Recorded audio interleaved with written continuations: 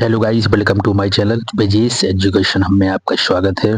Guys, video आपके लिए बहुत ज़बरदस्त होने वाला है। टॉप इंपोर्टेंट पीवाई को मिलने वाले हैं गाइस। सारे क्वेश्चन मोस्ट रिपीटेड हैं, एग्जाम में पूछे गए हैं और मिक्स क्वेश्चन रहेंगे आपके लिए, geography, polity, history and economics. तो चलो स्टार्ट करते हैं बिना देरी करते हुए। सुपर फास्ट वीडियो रहेगा, कम टाइम में मैं आपसे ज़्यादा से ज़्यादा एमसीक्यू प्रोवाइड करवाने की कोशिश करूंगा गाइस। पहला क्वेश्चन देख लेते हैं। पहला क्वेश्चन दिया गया है जो 2017 में पूछा गया, हिस्ट्री से संबंधित क्वेश्चन है। क्वेश्चन दिया गया 1857 के विद्रोह का तत्कालीन कारण क्या था। What was the immediate cause of revolt of 1857। तो ये फोर ऑप्शन। तो गाइस इसका आंसर हो जाएगा ऑप्शन नंबर बी सही। क्या हो जाएगा? कारतूस विवाद। ऑप्शन नंबर इसका बी सही हो जाएगा। नेक्स्ट क्वेश्चन देख लेते हैं और इसके बारे में थोड़ी व्याख्या दी गई है। जो एनफील्ड राइफल की कारतूसों में गाय व सुअर की चर्बी की अपवाद से सैनिकों में धार्मिक भावनाओं आहत हुआ, जिससे विद्रोह भड़क उठा था। मतलब कि धार्मिक भावनाओं का क्या हुआ था? धार्मिक भावनाएं आहत हुई थी, जिससे विद्रोह भड़क उठा था गाइस। यही इसका रीजन हो जाएगा। क्या गाइस? गाय और सुअर की चर्बी के प्रभाव ने। नेक्स्ट क्वेश्चन देख लेते हैं। क्वेश्चन नंबर अपन को देखना है सेकंड नंबर का। यह क्वेश्चन पूछा गया है 2017 में। क्वेश्चन संविधान से है। भारतीय संविधान में संघ सूची में कौन सा विषय आता है? Subject belong to the union list. तो इसका आंसर क्या होगा आपके अकॉर्डिंग? पहला ऑप्शन दिया गया पुलिस, बी दिया गया कृषि, सी दिया गया रक्षा एंड डी दिया गया है सार्वजनिक स्वास्थ्य। तो इसका आंसर हो जाएगा इस ऑप्शन नंबर सी सही, रक्षा है, डिफेंस। और जिसके बारे में थोड़ी व्याख्या देख लेते हैं। व्याख्या दी गई है कि रक्षा सूची राष्ट्रीय महत्व का विषय है, इसलिए इसे संघ सूची में रखा गया है। पुलिस और कृषि राज्य सूची में आते हैं। मतलब आपको पता होना चाहिए कि पुलिस एंड कृषि राज्य सूची में आते हैं। इसके बाद जो राष्ट्रीय डिफेंस का सिस्टम है वो केंद्र सूची में आता है, सेंट्रल वाली सूची में आता है। नेक्स्ट क्वेश्चन देख लेते हैं गाइस। क्वेश्चन अपन को देखना थर्ड नंबर का, जो ज्योग्राफी से संबंधित है। क्वेश्चन दिया गया है मानसून को ऋतु पवन क्यों कहा जाता है? Why is monsoon called a seasonal winds. पहला ऑप्शन दिया गया वर्षा लाता है, बी दिया गया दिशा बदलता है, सी दिया गया है ठंडी हवा चलती है एंड डी दिया गया है गाइस समुद्र से आता है। तो इसका आंसर हो जाएगा ऑप्शन नंबर बी सही, दिशा बदलता है, चेंज डायरेक्शन, इसलिए इसको कहा जाता है मानसून को ऋतु पवन। इसके बारे में थोड़ी व्याख्या है जो सिर्फ और सिर्फ एक लाइन में है। वो क्या है कि मानसून पवन ऋतु के अनुसार दिशा बदलती है, यही इसकी विशेषता है। क्वेश्चन नंबर देख लेते हैं फोर्थ नंबर का गाइस। टॉप इंपोर्टेंट वीवाई के सारे क्वेश्चन ऑलरेडी एग्जाम में पूछे गए हैं। आपके सामने हर क्वेश्चन में डेट यानी प्रूफ है इसका कि जिस डेट में क्वेश्चन सीटेट ने एग्जाम ने पूछा है। यह क्वेश्चन इकोनॉमिक्स से संबंधित है। क्वेश्चन दिया गया है मानव विकास सूचकांक में कौन शामिल नहीं है, which is not include in SDI. तो गाइस पहला ऑप्शन आय, शिक्षा, स्वास्थ्य एंड उद्योगीकरण। तो ऑप्शन नंबर इसका डी ही हो जाएगा। जो आपको लग ही रहा है कि इसका आंसर ये नहीं होगा, उद्योगीकरण, क्योंकि आपको पता ही है। नेक्स्ट को मतलब इसके बारे में दिया गया कि एसडीआई में जीवन प्रत्याशा, शिक्षा, आय को शामिल किया जाता है, ना कि उद्योगीकरण को। तो यही इसका आंसर हो जाएगा डी नंबर का। नेक्स्ट क्वेश्चन देख लेते हैं। सुपरफास्ट वीडियो रहेगा, इसमें कम टाइम में आपको ज़्यादा से ज़्यादा कंटेंट प्रोवाइड करने की कोशिश कर रहा हूँ गाइस, ताकि अपना टाइम वेस्ट ना हो and you have less time. आपके पास टाइम भी गाइस बहुत ही कम बचा हुआ है। क्वेश्चन नंबर अपन को देखना है 5 नंबर का, जो हिस्ट्री से संबंधित है। क्वेश्चन दिया गया है बंग भंग कब हुआ था? बहन was the partition of Bengal. तो इजी क्वेश्चन है, इसका आंसर हो जाएगा ऑप्शन नंबर बी सही, 1905। नेक्स्ट क्वेश्चन देख लेते हैं गाइस। 1905 में लॉर्ड कर्जन द्वारा बंगाल विभाजन किया गया था। सभी दोस्तों को पता होगा इसका आंसर। 6 नंबर का क्वेश्चन है गाइस, जो पॉलिटी से 19 में पूछा गया है। क्वेश्चन दिया गया है संघीय शासन की अनिवार्य विशेषता क्या होती है? मतलब क्या है? An essential features of federal government is. बताएं आप। पहला ऑप्शन दिया गया है क्या? संविधान लिखित है, मतलब लिखित संविधान। बी दिया गया है शक्तियों का विभाजन, सी दिया गया एकल संविधान, डी दिया गया समान कानून यानी यूनिफॉर्म लॉज। तो संघीय शासन की अनिवार्य विशेषता है गाइस, वो है ऑप्शन नंबर बी, शक्तियों का विभाजन, डिवीजन ऑफ पावर्स। देखो व्याख्या में क्या है कि संघीय व्यवस्था में केंद्र व राज्य के बीच शक्तियों का स्पष्ट विभाजन होता है। गाइस क्वेश्चन दिया गया है, जो इसका आंसर है वो दोनों मतलब क्या होते हैं, अलग अलग होती है, बट इसमें इम्पोर्टेंट क्या है कि जो केंद्र व राज्य है ना, इनके बीच शक्तियों का क्या हो जाता है, विभाजन हो जाता है। केंद्र की शक्ति अलग रहेंगी, पावर्स एंड, और इसके बाद राज्य की स्टेट की अलग रहेगी। नेक्स्ट क्वेश्चन देख लेते हैं। 7 नंबर का क्वेश्चन है गाइस, जो ज्योग्राफी से क्वेश्चन है, 19 में पूछा गया है जुलाई में।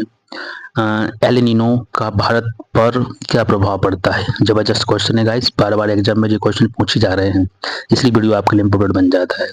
What was the impact of the El Nino in on India?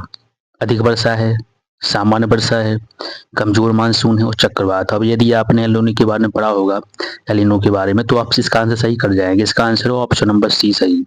कमजोर मानसून करता है जब आता है, मतलब कि इंडिया में जो बारिश होती है उसको वीक कर देता है, वीक मानसून कर देता है, यही इसका प्रमुख रीजन होता है, मतलब इसका प्रभाव है जी।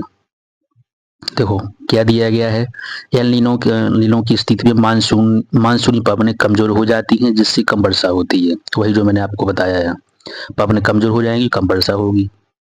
नेक्स्ट क्वेश्चन देख लेते हैं 8 नंबर का, जो इकोनॉमिक से संबंधित है। क्वेश्चन दिया गया है, गरीबी रेखा किस आधार पर तय होती है? Poverty line in determine on the basis of, आय पे, उपभोग पर, बचत पे, या रोजगार पर। तो गाइस इसका आंसर हो जाएगा वो ऑप्शन नंबर बी सही। उपभोग व्यय पर निर्भर करती है क्या? गरीबी रेखा, कंजप्शन एक्सपेंडिचर। ऑप्शन नंबर इसका बी सही हो जाएगा।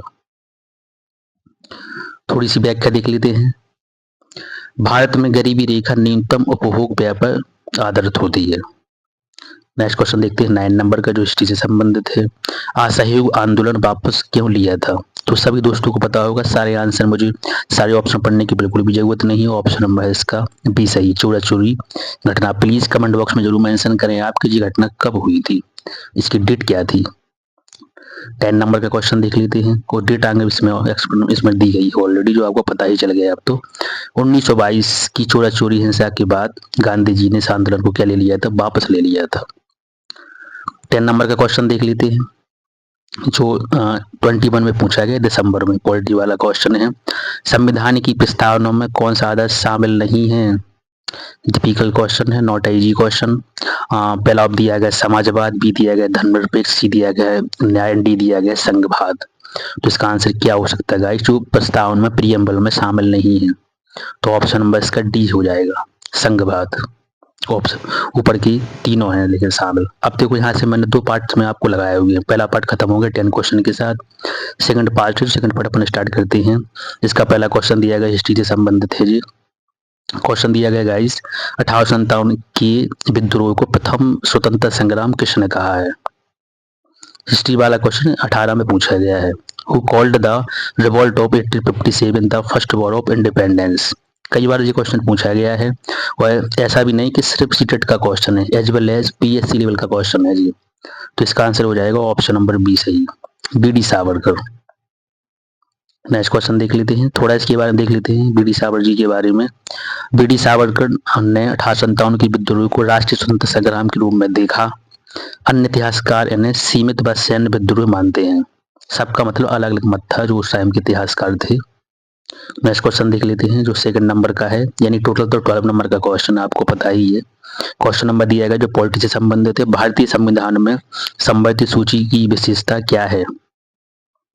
केवल केंद्रीय के लिए, केवल राज्यों के लिए, और या दोनों के लिए, या न्यायपालिका के लिए? तो यदि आपने पॉलिटी के बारे में हो या एम लक्ष्मीकांत थोड़ी बहुत ही पढ़ी होगी आपने, तो इसका आंसर हो जाएगा सी सही, यानी आप सही आंसर टिक कर ले जाएंगे। ऑप्शन नंबर इसका सी सही है। क्या केंद्र और राज्य दोनों कानून बना सकते हैं, उसे ही बोलते हैं संवैधानिक। मतलब बहुत सारे विषय हैं जिनमें से कुछ विषय ऐसे होते हैं जिनमें राज्य एंड केंद्र दोनों उसमें लॉ को बना सकते हैं।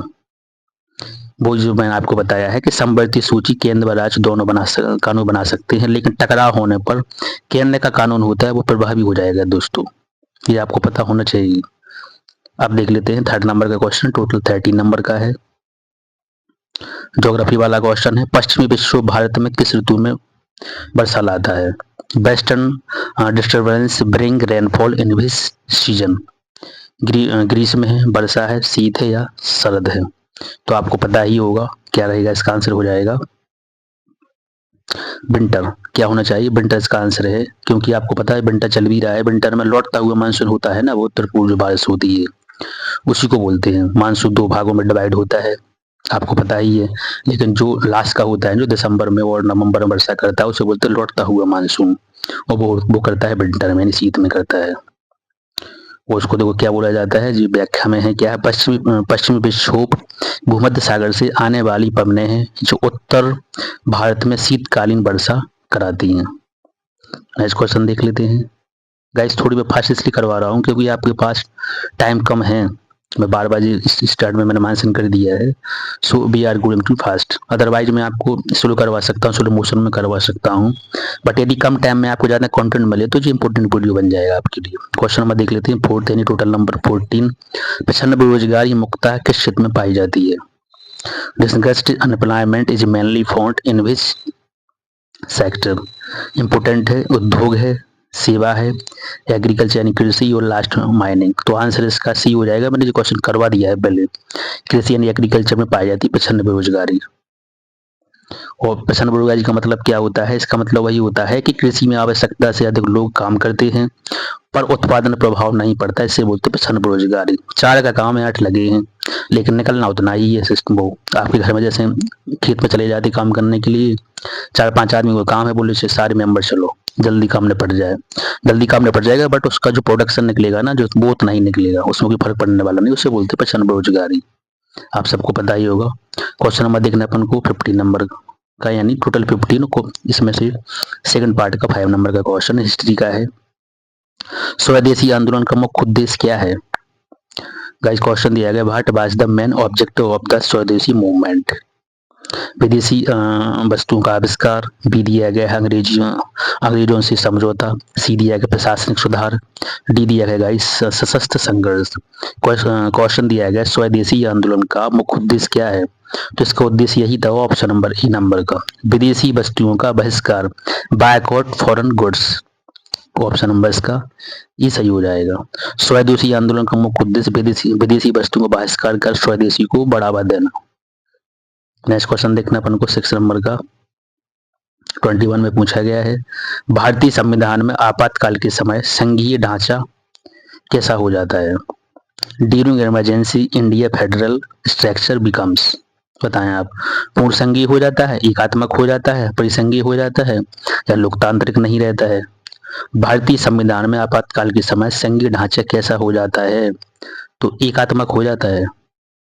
केंद्र राज्य सब सिस्टम दोनों क्या हो जाते, एक हो जाते, मतलब कि राज्य की जो कानून होते उस पर केंद्र सरकार कानून बना सकती है, उनको पूरा अधिकार मिल जाता है आपातकाल के समय। तो व्याख्या इसमें क्या है? व्याख्या यही है कि आपातकाल में राज्यों की शक्तियां केंद्र में निहित हो जाती, जो मैंने आपको बता दिया है, जिसमें संघीय ढांचा एकात्मक हो जाता है।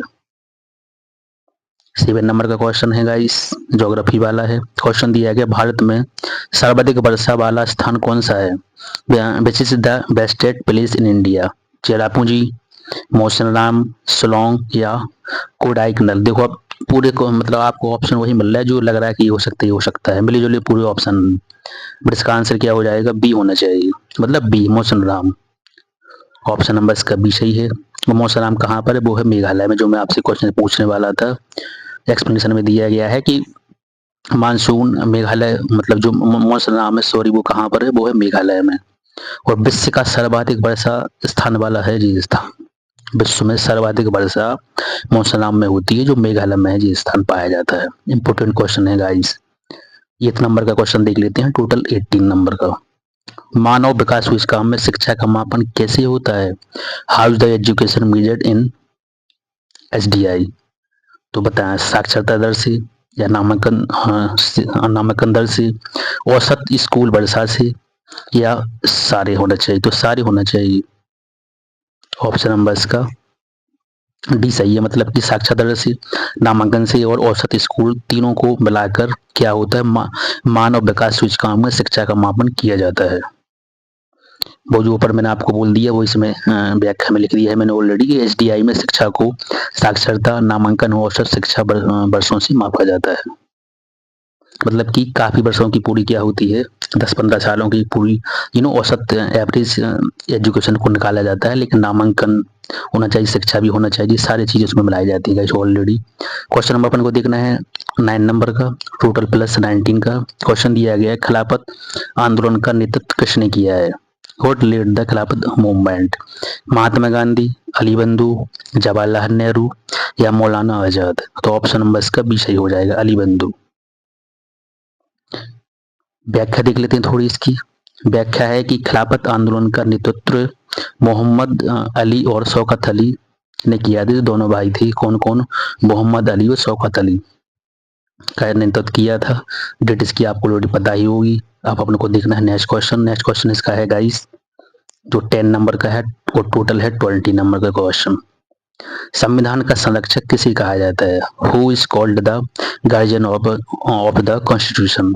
राष्ट्रपति, प्रधानमंत्री, संसद या सर्वोच्च न्यायालय? तो ऑप्शन नंबर इसका है डी, सर्वोच्च न्यायालय को यानी सुप्रीम कोर्ट को कहा जाता है क्या?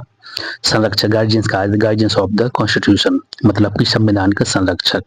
ऑप्शन नंबर इसका क्या हो जाएगा? डी सही है। व्याख्या वही है इसकी कि सर्वोच्च व्याख्या इसकी वही है कि सर्वोच्च न्यायालय संविधान की व्याख्या करता है और संवैधानिक कानून को रद्द करता है। ऑप्शन नंबर इसका हो जाएगा डी सही। तो गाइस ये रहा अपन वीडियो जो अपन ने सिर्फ 16 मिनट में 20 क्वेश्चन किए हैं प्लस व्याख्या के साथ। इंपोर्टेंट वीडियो है, बार बार प्लीज वीडियो को देखें। इस रिवीजन से आपके जो क्वेश्चन बहुत ज़्यादा ज़बरदस्त पक्के हो जाएंगे, आपके पास कॉन्फिडेंस भी रहेगा और आप एग्जाम में सही करके ही आएंगे, गारंटी है मेरी। बस आपको बार बार रिवीजन करना है गाइस। चलो मिलते हैं नेक्स्ट वीडियो में जल्द से जल्द।